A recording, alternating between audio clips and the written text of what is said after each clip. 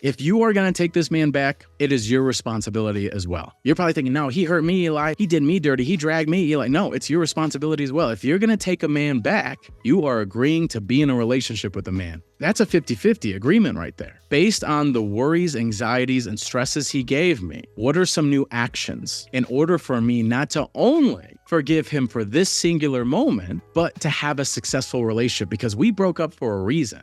What's up, YouTube family? Real quick, if you could just like, comment, subscribe, that helps out the show so much. Now, let's get into it. The SelfHype Podcast. What is up, y'all? It's your boy, Eli Vasquez, and welcome to the SelfHype Podcast, brought to you by Chobo Studios. Now, this week is going to be good. Maybe you're post-breakup. Maybe you're wondering if he's going to come back. Come from the source, coming from a man. We're going to break down, will he come back? And if he does come back, how to check yourself to know if this is someone you should take back that actually serves you for the future and for your love life. Now, let's get into it. What is up, everybody? Welcome, welcome, welcome. Your boy is currently chilling in Mexico City, and this week has been a wild one. I've been in Mexico City for the last 2 weeks, and I'm slowly trying to establish a home base here.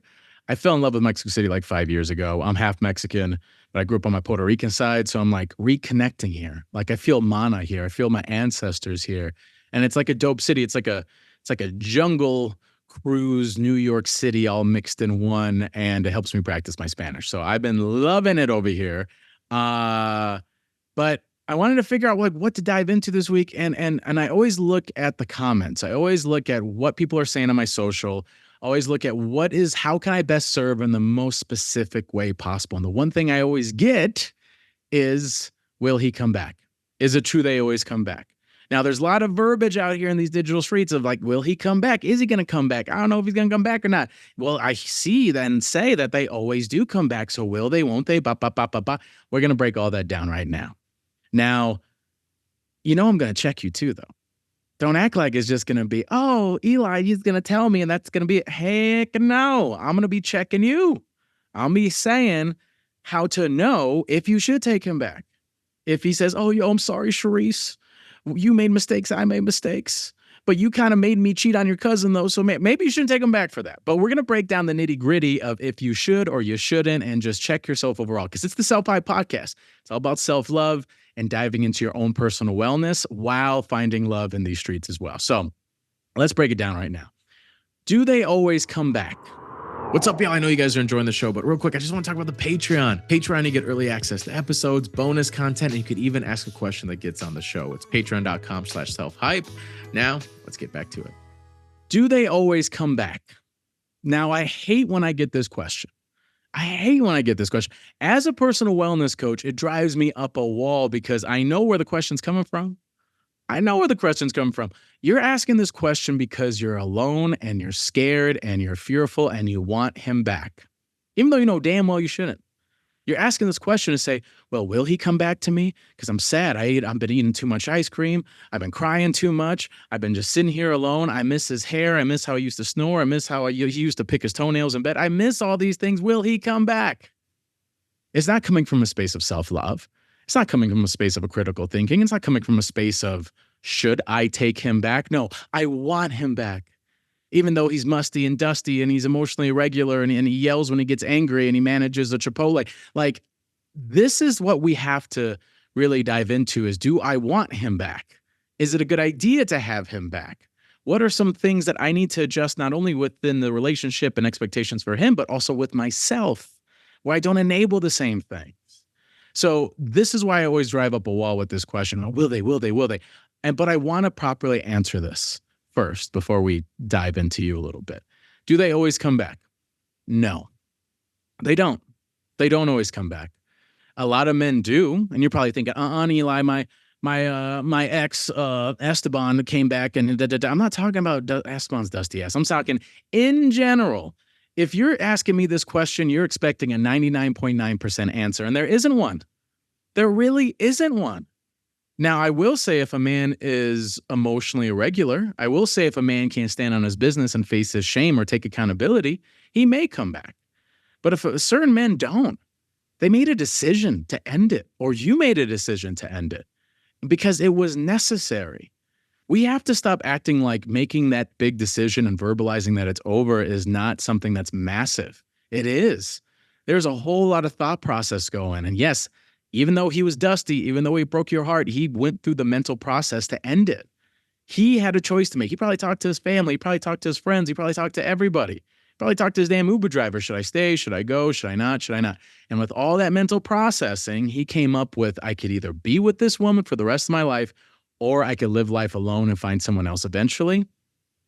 And he didn't choose you. So at the end of the day, will he come back? Will he not come back? Well, that don't matter. What matters is he made his decision. And you have to take the step in the process to say, just because he didn't choose me doesn't necessarily mean that I suck, doesn't necessarily mean that it's connected to my self-worth, doesn't necessarily mean that I'm not awesome. So that's something I want you to check yourself with. Just be self-aware of that. But do they come back? Do a lot of guys do come back? Yes. This is probably not the answer you want, Eli. I just thought I'd know if he's going to come back or not. I don't know his ass. I don't know how he moves. I don't know how he does this, that, and the other. I don't know. But generally speaking, there is a certain type of man that does and a certain type of man that doesn't. And a lot of the times they stand on their business and they move on. Others, they do come back eventually. It could be months, it could be years, it could be whatever. If the man doesn't do the necessary processing and face himself, more often than not, he's going to come back. So I say all that to say to just blankly answer, sometimes they do, sometimes they don't. And a lot of guys do end up doing it, but not for always for the right reasons. And that's the thing I want to kind of check yourself on. That's the kind of thing I want to hold you accountable on. Because a lot of people think, well, if he does come back, that means he loves me. That means there's passion in life. That means it's meant to be. That means we're supposed to make it happen. We're supposed to, I'm supposed to drop my last name and we're going to get married, in his mom's backyard and it's going to be fantastic. That's not always the case. That's not always the case. As much as we want to succumb to this Disney freaking rom-com love that we grew up watching, we live in reality. And it's important for you to realize just because he comes back doesn't necessarily mean that that's healthy. We end up watching the movies and seeing the girl about to jump on the plane and the guy runs and jumps over TSA and then he stop the plane and he's like, yo, I love you. I'm sorry. I didn't know it was your cousin. And then what? Everyone claps and she cries and they hold each other and even security's crying and clapping, even though you know damn well it's not reality. You know damn well he got tased before he even tried to jump through TSA and his ass would be in jail right now and you would have flew to Hawaii and met a fine-ass man who plays with fire. Now, that's the reality of it. And you know damn well even if he did get past security, no one would be smiling. The security would be whooping his ass.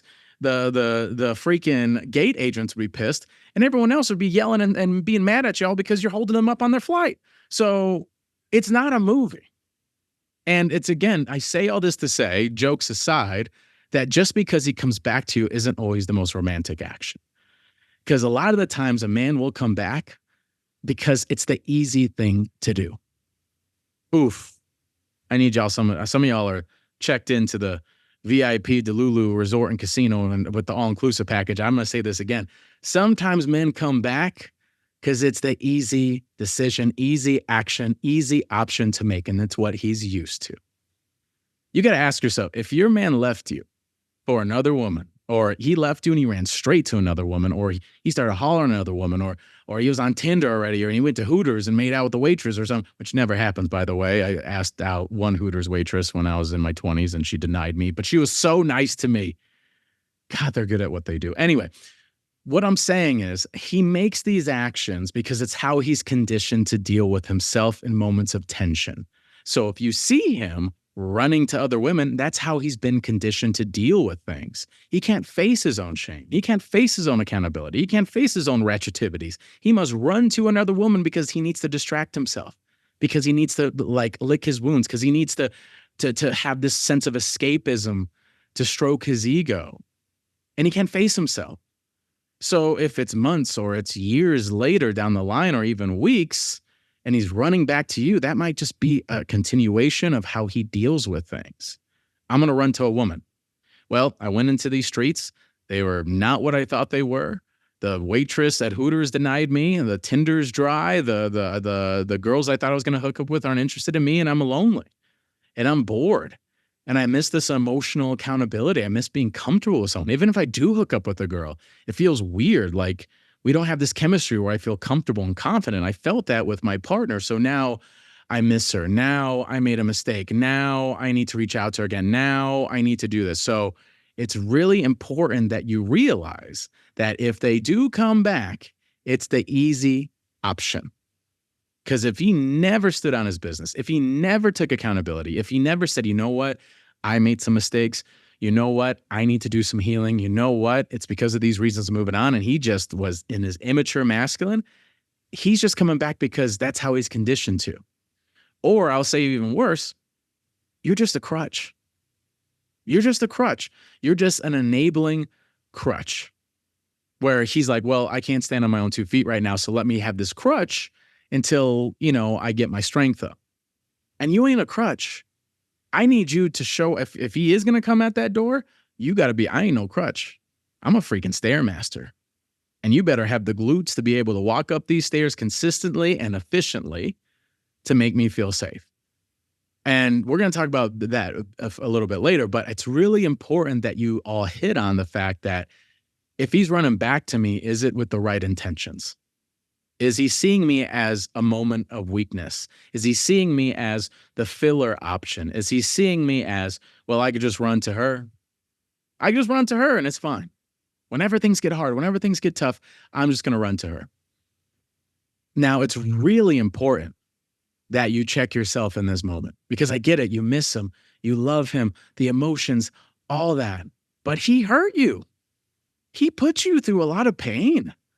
And maybe you left him, but because it was necessary.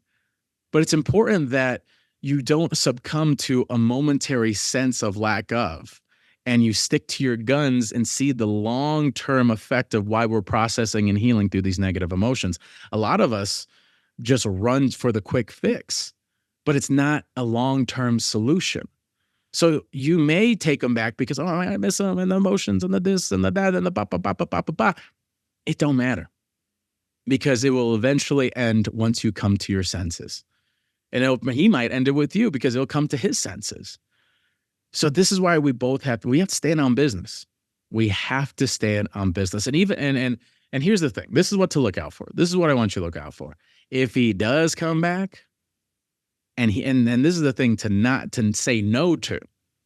If he comes to you and he's walking up and it's raining and he's like, screaming outside, saying, I messed up, girl. I want you, girl. I miss you, girl. And this is the other thing. If he says, I miss you. If he says, I'm lonely. If he says, you done things that were wrong. I did things that were wrong, but you also did things that were wrong. Because of these actions is why I'm here right now crying in the club. It's because of your actions is why we're in this situation. It's because of you, and I'm lonely and I'm sad and I'm this and I'm that and I miss you and that. And if some of y'all might be listening and say, that's fine. That's sweet. Oh my God, look at him crying. Look at him being sad. Look at him saying he misses me. That's what I want so bad. I want him to miss me. Look at him saying like, oh, I guess I did do some things that were wrong. Oh my God. Well, I didn't tell him it was my cousin. So if I told him it was my cousin, he wouldn't like make out with her, at Applebee's, it's like, no, that's where you got to kind of hold yourself accountable because what is he really saying? I feel sad and alone right now. And I want you to be my temporary crutch to deal with that. You did some issues. I did some things. Sure. But right now I just miss you. So that's requiring zero accountability. That's requiring zero sense of self. That's requiring zero any responsibility whatsoever to say, hey, give me another chance. Give me another shot. He hasn't shown you anything that he learned his lesson, that he's able to take some accountability, some self-awareness, face his shame, and hold himself accountable if he is going to get a second shot with you. And I don't think if he is going to hit you with those words, he doesn't really appreciate what he has in front of him. He doesn't. He doesn't really appreciate what he has in front of him. And I want to take a second and digress here. You're probably just dating a dude. Maybe you just started going on a couple dates with a guy and he ghosted you.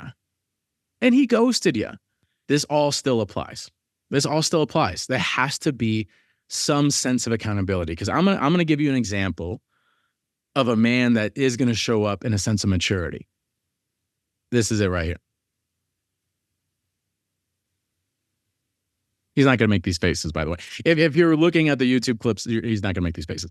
A healthy example of a man that's going to try to come back is going to be this. What's up, y'all? I know you guys are enjoying the show, but real quick, I just want to talk about the Patreon. Patreon, you get early access to episodes, bonus content, and you could even ask a question that gets on the show. It's patreon.com/selfhype. Now, let's get back to it.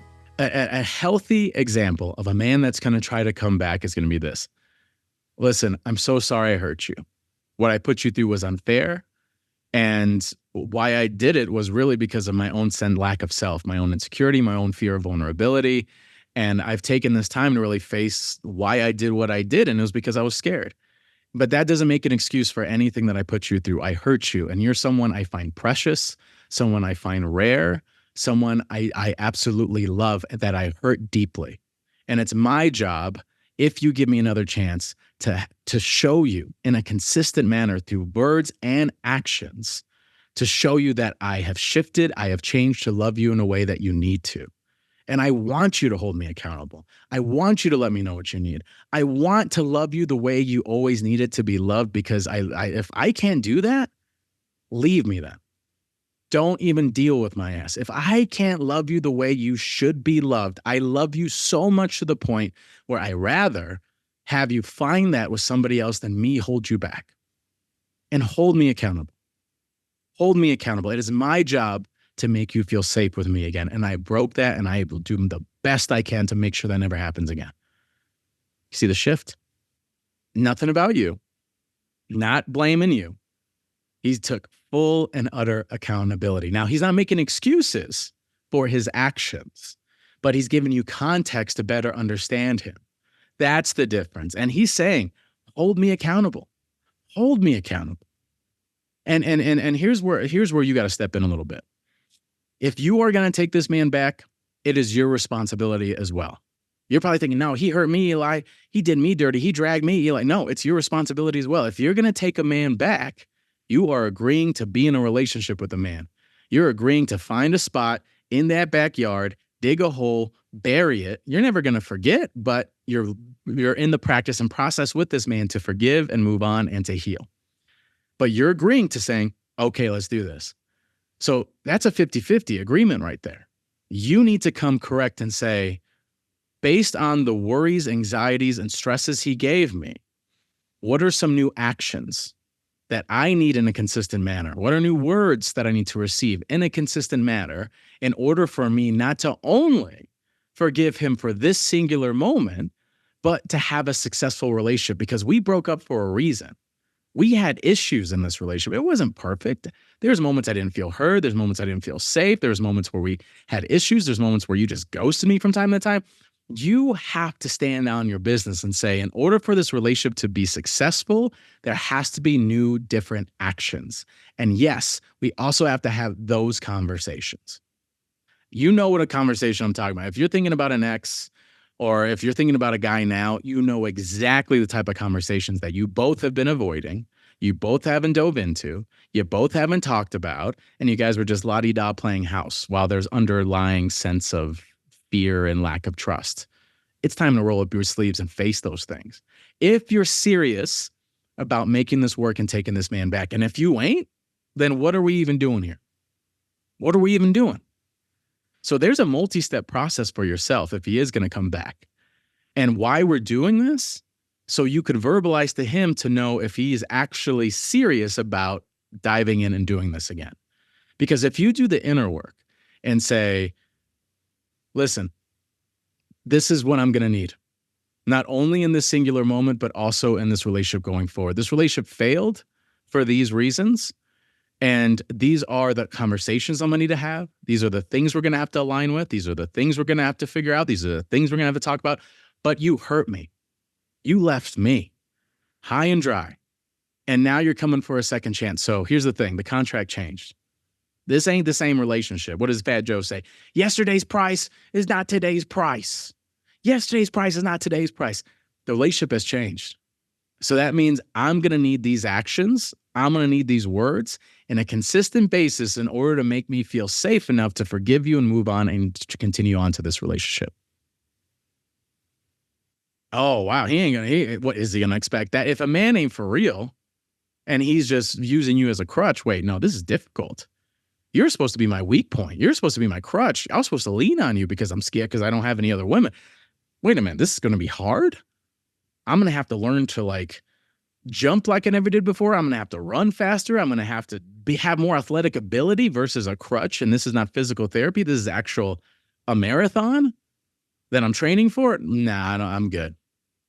They'll leave. They'll go. And you want them to. You want them to leave. And we have to hold ourselves accountable to be able to filter out these men to know if they're really there for us or not. So have the audacity to. And if he's texting, if he's this, and if he's that, and he may be saying all these things, and guess what? He may be lying to whatever he can do to get you again.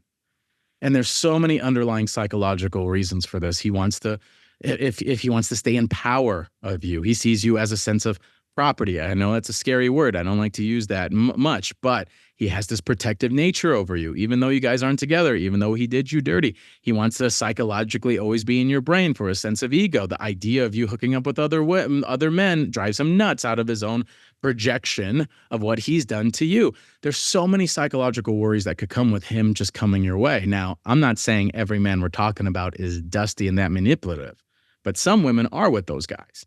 So I'm speaking for, my Maury Povich men as well, for my dusty toxic potato men as well. So it's really important to be self-aware of all these things. So we must show him, I ain't going to be a crutch. It ain't going to happen. I need you to perform like you never performed before because you left me, you hurt me.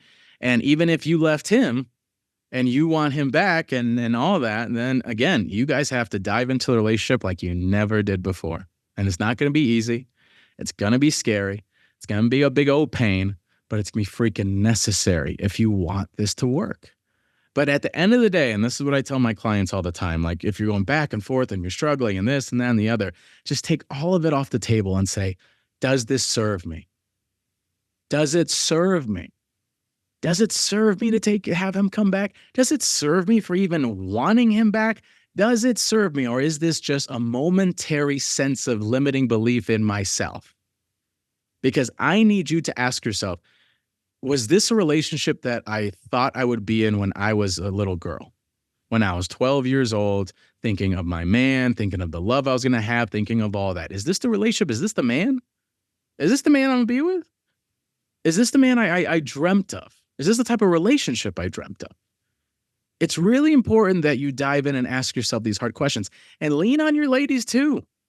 Let them know, I'm going the back and forth, this, and the other. And if they all say, all the ladies, your mom, your grandma, your Uber driver, everyone else, and then some say, no, maybe you should listen. Maybe. But at the end of the day, you have to trust yourself.